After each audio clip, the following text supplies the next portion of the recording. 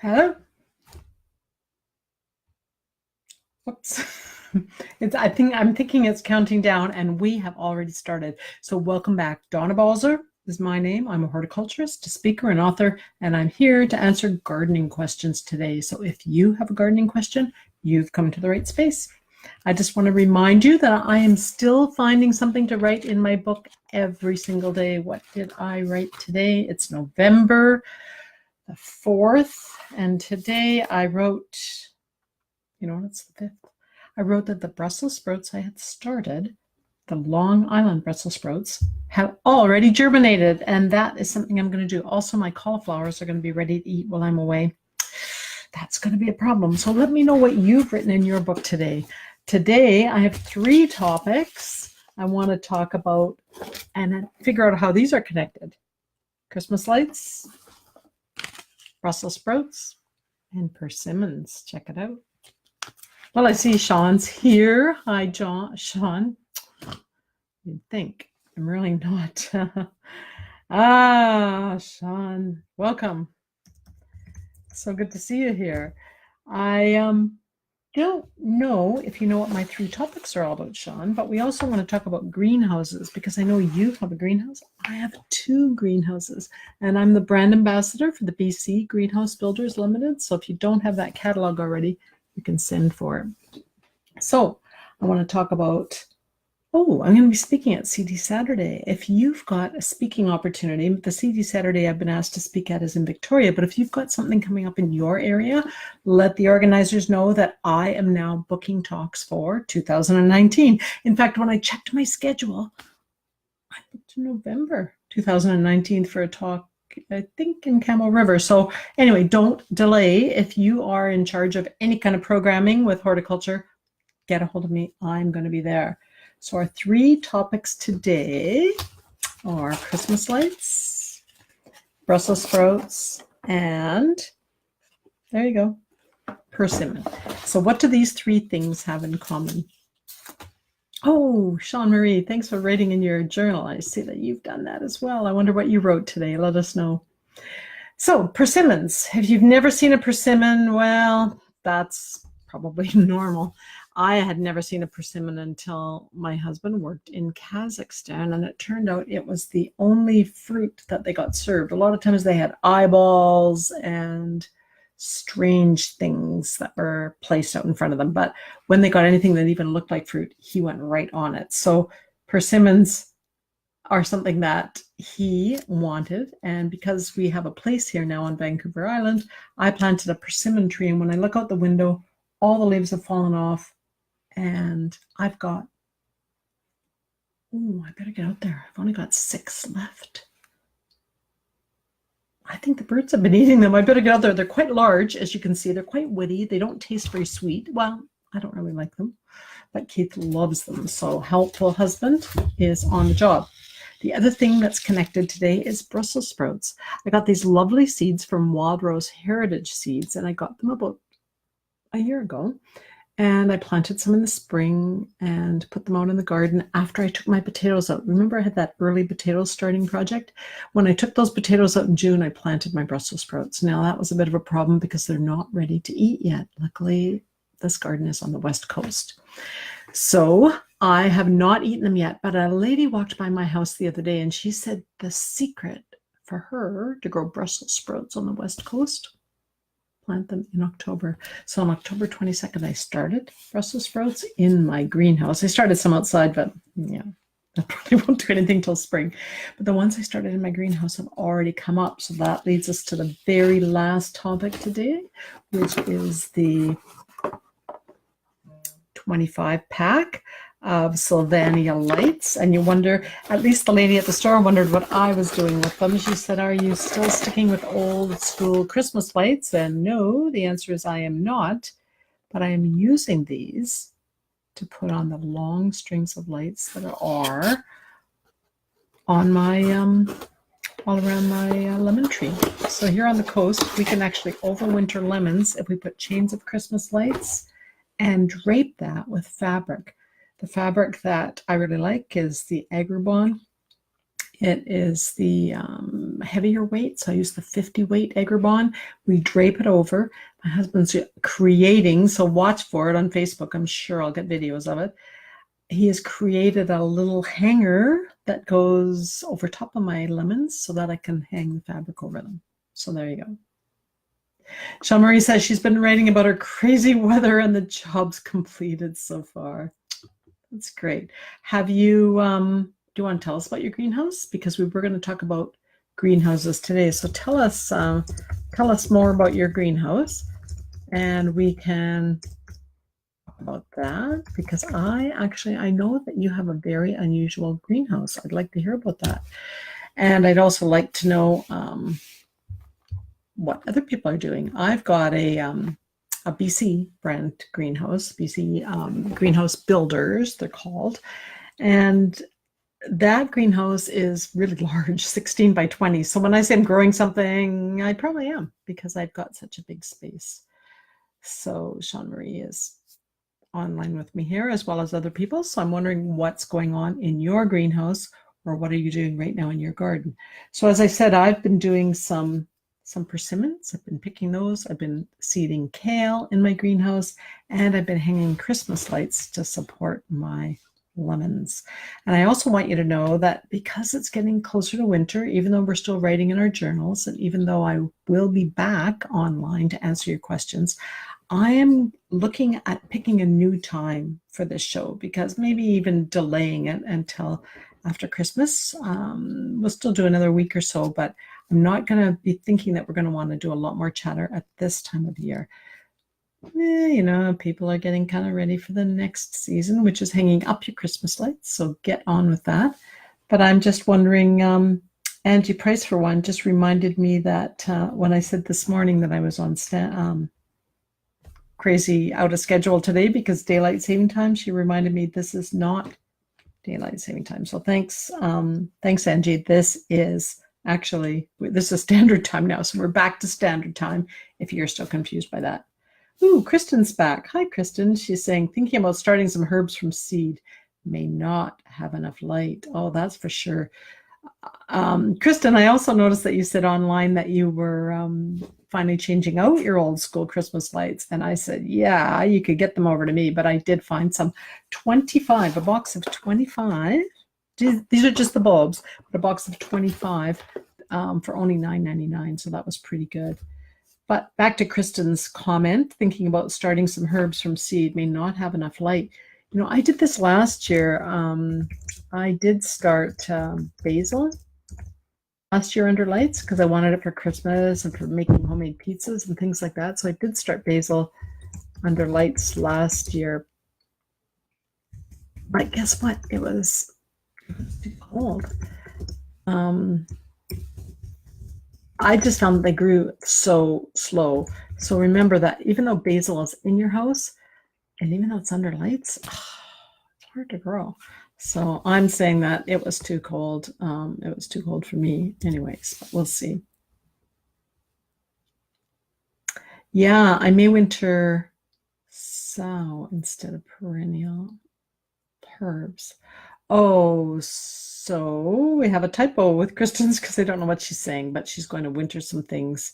May not have enough light and may winter instead of perennial herbs. Well, sounds good.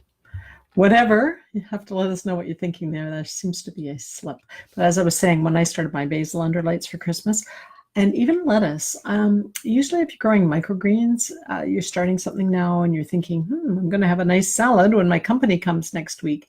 With microgreens, you might find that you actually need longer. So usually you only need about 7 days. But I would, if you're planning it for a special dinner, like planning ahead for an American Thanksgiving dinner, or maybe planning already for Christmas, you probably need more than a week. I found with my basil, I needed 21 days. Oh, winter sowing in milk jugs. Wow, I wonder how you do that, Kristin. I've heard of people doing that. Now, the trouble with me, do you actually leave the bottom on the milk jug, or do you take the milk jug off? Like I was cutting the bottoms off and sinking them in the ground. And of course, my puppy, my very cute puppy, not gonna discourage her, but she's crazy. She went out and picked up all those milk jugs and they're all gone now. So I wonder if you leave yours, if you weed yours, leave the whole jug together and just take the lid off. I think a lot of people do that with the lid off. Oh, a few drainage holes in the bottom. Okay, that's going to make it easier. That will not give my dog as good an excuse to take off with the container. So you're probably talking about, are you talking about mainly perennials then? Because I think perennials do need to have a cold spell usually. I gotta tell you, something I had never ever seen. My sister brought back from a store in Vancouver when she went over, and they were selling fresh pistachios. I've never seen them. I've always seen them roasted. And she brought those back and they were fleshy and people were eating them that way. And she planted some and hers have already gone up. So I hope to get some of the fresh pistachios that she brought me into my greenhouse. I was reading up on pistachios. It's one of those many crazy things that I grow.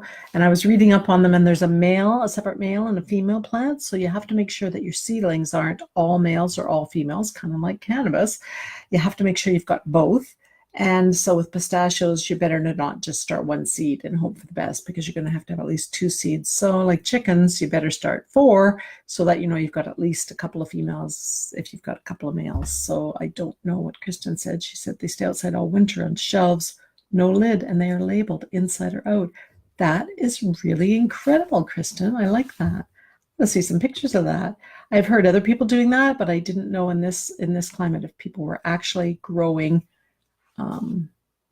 things like that they were leaving outside all winter. Oh, Natalie's with us. Hi, Natalie. You've been up a long time. I know, because you commented on my early comment this morning. I think those early mornings are hard, and it's going to be dark soon in the morning too. She wonders if anyone has success growing cilantro. Yes, I have tons of success growing cilantro. She says I can never get it to flourish, only a few sprigs. Is the milk jug being used like a mini greenhouse? That's cute. Yeah, Kristin said. She said, yes, you can start any seeds that way, usually perennials and cold season things first. And they warm, and the warm crops in the next season. But I don't think I would start, cilantro.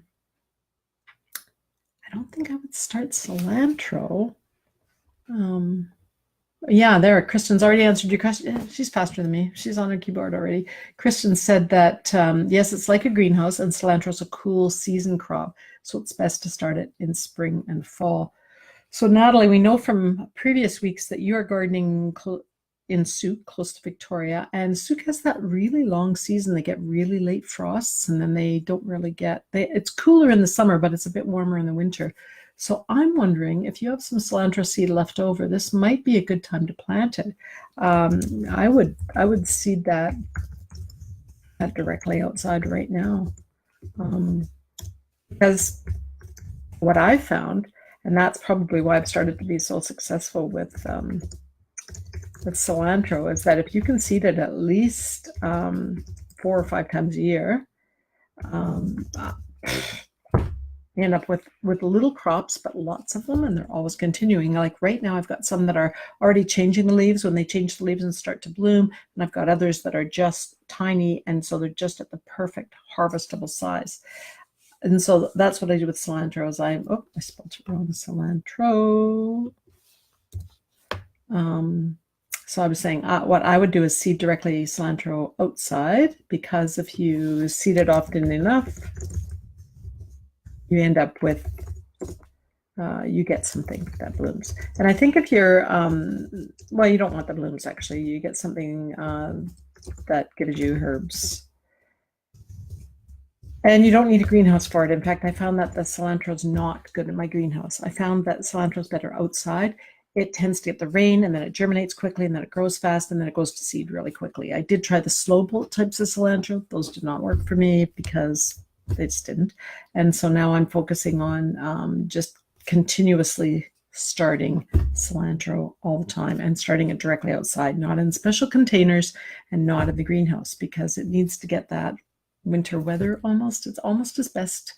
It'll probably start to come up for you March or first week of March, and then it'll probably just keep producing and be reseeding it by May, and then again by July, and then August, and you'll keep getting continuous crops. What we think is the grocery store cilantro, those little bundles that you buy, those are grown under shade cloth, they're grown in a special cool climate, they're grown in very special conditions. But as soon as your plant outdoors in the garden gets to that size, you're going to find it goes to seed. So that is the size that you buy it at. That's the size you grow it to. You don't ever get the really big cilantro.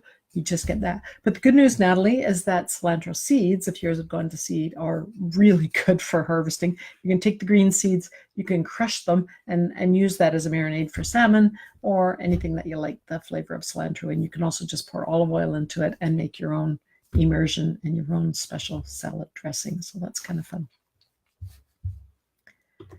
See, we have a couple more. Oh, Kristin's being so prolific today. I just love that. Does anyone have success with cilantro? And Kristin already said yes. And Jean Marie said, we have a geodesic dome 34 feet across and 14 feet tall. That's incredible. We use 6 millimeter woven poly UV protected. We have four raised beds. So we're talking about greenhouses now. Everyone's talking, or you can talk about what greenhouse you like. Just slightly raised. There's a large fan and vents. The temperature in there when the sun is shining can be 10 to 15 degrees warmer than outside. I grow cool season crops. Well, I guess you can all read this. I don't have to read it to you. There is a higher risk of pests and mildew, and the soil gets compacted. The plants grow like crazy. Wow. Good for you. That's so great. I'm so glad Jean-Marie wrote to us about her greenhouse. Jason has used privacy slats from chain link fence kits to screw down the poly. It's really great. So good to go. Thank you, Jean Marie. In my greenhouse, and that's a really interesting question too. In my greenhouse, I like to plant right in the ground, and it sounds like Sean plants in the ground as well. Last year, I put potatoes in cloth bags on top of the ground just to get them started earlier. But typically I grow in the ground instead of growing on slats, because if you have greenhouse racks and you plant in those, it makes the plants more susceptible to the heat, to the cold. And so I grow in the ground, and I see that Jean Marie also grows in her geodesic room. I'm so impressed that it's 34 feet across. That is massive. I guess in the geodesic dome, though, it's very... when you're by the edges, you're very close to the ground. What I like in my greenhouse is I've got it up on a footing. I guess footing is the right word. And on my little greenhouse, just 8 by 10, I just put it on an 8-inch footing. But on my new greenhouse, 16 by 20, we have it on a 14-inch. Hard to show inches in online. I have them on a 14-inch stand, or like support, so that we actually have more headroom in the greenhouse. And that's why I'm thinking about growing those pistachios, because I think that might be really cool. Privacy slats for the chain link fence. Okay. Anybody else have anything happening in their greenhouse? Is anyone using a greenhouse to grow anything unusual? I was going to mention that with my Brussels sprouts seeded on October 22nd, they have already come up in my greenhouse. And I got this tip from Rika. And Rika is not even a gardener, but Rika was walking by my garden one day and she said to me, hey, have your Brussels sprouts formed up yet? And I said, no, they haven't. And she said, well, I read this last October that you're supposed to seed your Brussels sprouts in October. And I was like, no, that can't be right. So there you go. I tried it in my greenhouse and they came up within a couple of days. As I said, outside, nothing up yet. So I think that that's a problem, but we'll see. We'll see. Maybe I will have the Rika fabulous Brussels sprouts next year. Really would like that. So if you've got a greenhouse, and you've seeded something in there recently, I'd love to hear about it. Jean Marie does have a fan, she said, and I do keep my fan going continuously. Otherwise, things that are the least bit susceptible to mildew will start breaking down. So I plugged it in, I keep it going continuously. And this week I'm harvesting peas. I just pulled out my beans. They're done. They're not forming any more flowers because the light levels are too low during the day, but the peas are still growing and they seem to be still flowering. So I'm still picking peas in my greenhouse. I've also got beets and spinach and cauliflower. I should have taken a picture. I have a row of probably 20 cauliflower plants, and I'm going away on Wednesday, and guess what? I bet you all 20 are ready to harvest today, so that's a bit of a problem. But I'm hoping, because it's cool outside and the fan's going so they won't get rotten, I'm hoping that they will stay, because cauliflowers are very, very frost tolerant, and I think they'll be fine. So I'm going to go with that, and that's what I'm doing with my greenhouse. I also have bok choy. So the bok choy is another thing that's planted right in the ground. So the difference between planting in the ground and planting in a container, well, first of all, it's hard to keep enough food in your pots if they're in containers. You're constantly fertilizing them. Whereas if they're in the ground, you can fix up your fertility in your soil. And I noticed that's the other thing Sean Marie says, is that the soil gets very compacted. So she has to loosen it up. In fact, she says, I think she says she tills it. Wow. That's crazy. Tilling inside. Maybe I just read that. Yeah, Rhoda tills it each season with compost. And she's thinking of planting a cover crop of red clover. You know, I've used cover crops in the past too. I'd love to hear from people that have used cover crops, because I put in fall rye. And what I found with the fall rye is that it gets very, it's like it sprouts, but then it's very hard to turn in, because when you start to get ready to plant something else and it's still growing in the spring, it's very hard to change that up. So interested to know what you do for cover crops. Sounds like Sean is going to be planting some red clover.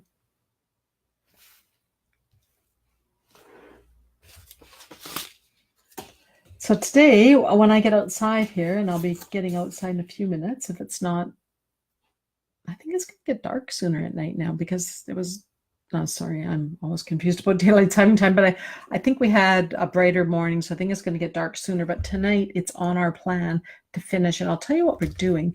We're making, well, not we, this is the royal we, my husband and I. It's like a frame that I'll post pictures of, that is just like made out of aluminum. He bought a scrap piece of aluminum, and we had it welded. Well, he had it welded, and he's hooking it up to wires, and we're hanging it from, we've got just a hanging over, because I don't keep my lemons inside, because bugs, you always get lots of bugs on lemons, so we're trying to keep them outside. So we are hanging this little, basically it looks like a rectangle, and then I'm going to drape the Christmas lights over it. And again, I'm using the old school Christmas lights, the Sylvania, just clear bulbs, draping those. And these are the number 9, the C9s. I did not know if we had C9s or C7s. I had to go back home and measure them. Anyway, we have C9s, and we'll drape the lights over. And then on top of that, we're going to drape the Rime, and I'm using the brand name that I'm using is called Agribon, which is the heavy. I bought the 50 weight, which is the heavy winter weight of Agribon, and that will go over. And then we use clothes pegs on the side to keep it closed. And then we have a special thermometer that we just heard you can order from your home hardware, because when I was there buying my lights, the lady said, oh, I just ordered in a special thermometer. And it's also inside the whole system. So when the soil inside, not outside, because outside it could be anything, it could be a blizzard, but inside, when the temperature of the air is below 0, I usually set mine at about 2 degrees Celsius. So when it's at about 2 degrees Celsius, that will turn the lights on. That way it doesn't get too cold before the lights start working. So that's what I am doing today in my garden, is we are getting our lemons covered, because I looked in my journal from last year and we had frost on November 4th. And I'm talking Vancouver Island right now. This is where we had frost. I know everybody else said frost in September, but we are like, gotta get our lemons covered up. So we're doing that today. So that is on my job list today. If you have anything on your job list today, let me know what that is. I said Sean's just covering everything and getting everything protected. And I think that's all we need to do today. I think we've already been online for a while, and I don't have any other questions coming in, and I don't have anything else to show you. I've already showed you my persimmons. I've showed you my Christmas lights. I've showed you my Brussels sprouts. So those were my 3 things. I know that people have been wondering about their Christmas cactus, which are coming to bloom now. You can literally go away 1 week and come back the next, and they're in bloom, and mine have started to bloom. So I'm excited about that. We'll look at that next time, I think. Also, I have some really exciting news, not next week, but the week after. on November 19th. I have Lisa Steele coming, and Lisa Steele is the author of this brand new book, 101 Chicken Keeping Hacks. So she is coming in a couple of weeks. That's 2 weeks from now, so it's not right away. And she is going to get us all the latest information about chickens. What else do I need to tell you today?